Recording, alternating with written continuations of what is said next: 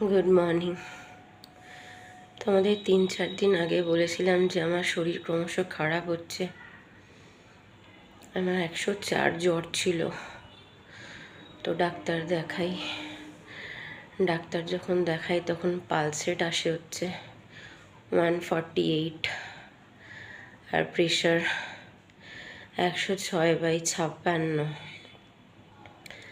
প্রচণ্ড শরীর খারাপ। ডাক্তার অবাক হয়ে গেছে দেখে। এত দুর্বল যে আমি 4 দিন ধরে শুধু বিছানায় শোয়া আর শোয়া। উঠে বসলে মাথা ঘুরছে বনবন করে।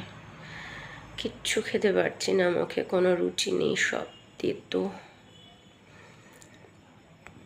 আমার মা 4 দিন ধরে কনস্ট্যান্ট খাবার পাঠিয়ে যাচ্ছে বলে আমি আর সুমিত খেতে পারছি, নাহলে কি হতো জানি না।